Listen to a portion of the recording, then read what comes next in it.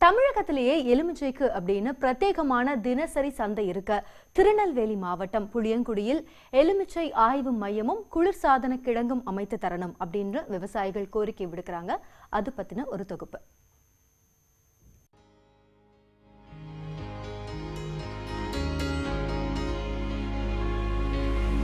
எலுமிச்சை என்றவுடன் நினைவிற்கு வருவது திருநெல்வேலி மாவட்டத்தின் புளியங்குடிதான். லெமன் சிட்டி என்று மக்களால் அழைக்கப்படும் புளியங்குடியில் 10,000 ஏக்கர் நிலப்பரப்பில் எலுமிச்சை சாகுபடி செய்யப்படுகிறது. புளியங்குடியில் உற்பத்தியாகும் எலுமிச்சையில் சாறு அதிகம் என்பதுடன் பார்ப்பதற்கு திரட்சியாகவும் இருப்பதால் வியாபாரிகள் கூடுதல் விலை கொடுத்து வாங்குகிறார்கள். ரசாயன உரங்கள் இல்லாமல் இயற்கை முறையில் விளைவிக்கப்படும் எலுமிச்சை பழங்கள் கேரளம், கர்நாடகம் போன்ற வெளிமாநிலங்களுக்கும் மாலத்தீவு மற்றும் அரபு நாடுகளுக்கும் ஏற்றுமதி செய்யப்படுகின்றன என்கிறார் எலுமிச்சை விவசாயி கோமதி நாயகம். பல கடைகள் முழு நேரமாக எலுமிச்சை ஏற்றுமதி பண்ணதையே தொழிலாக கொண்டு ஒரு 40 கடைகள் இங்கே இயங்கிக்கிட்டு இருக்கு. பலாயிரக்கணக்கான விவசாயிகள், பலாயிரக்கணக்கான தொழிலாளிகள், அதை சார்ந்த தொழிலாளிகள், சாக்கு தைக்கிறவங்களிலிருந்து இந்த பேக் பண்ணி அனுப்புகிற, பார்சல் பண்ணி அனுப்புகிற தொழிலாளி வரைக்கும் பலாயிரக்கணக்கான பேர்களுக்கு தினசரி வேலை வாய்ப்பு கொடுத்துக்கிட்டு இருக்கு.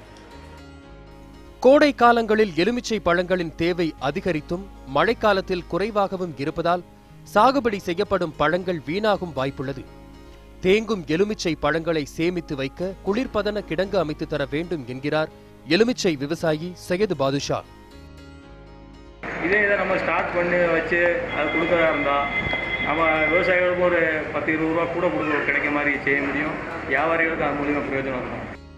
டன் கணக்கில் எலுமிச்சை விளையும் புளியங்குடியில் அது சார்ந்த தொழில்கூடங்கள் இல்லாததால் ஏற்றுமதி மட்டுமே இங்கு நடைபெற்று வருகிறது. இந்த நிலை மாறி புதிய தொழிற்சாலை அமைக்கப்பட்டால் இளைஞர்களுக்கு வேலை வாய்ப்புகள் கிடைக்கும் என்றும் இதற்காக எலுமிச்சை ஆராய்ச்சி நிலையம் அமைக்க வேண்டும் என்றும் கூறுகிறார் கோமதி நாயகம்.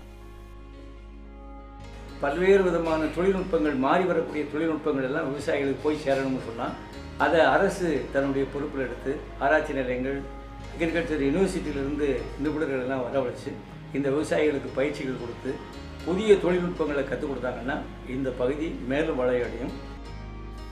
எலுமிச்சை ஆராய்ச்சி மையம் மற்றும் குளிர்பதன கிடங்கு அமைக்க அரசு நடவடிக்கை எடுக்குமா? இப்படி தேங்கும் எலுமிச்சை பழங்களை மறுநாள் விற்க முடியாத சூழல் உள்ளதால் இதனால் வியாபாரிகளும் விவசாயிகளும் பெரிதும் நஷ்டமடைந்து வருகின்றனர்.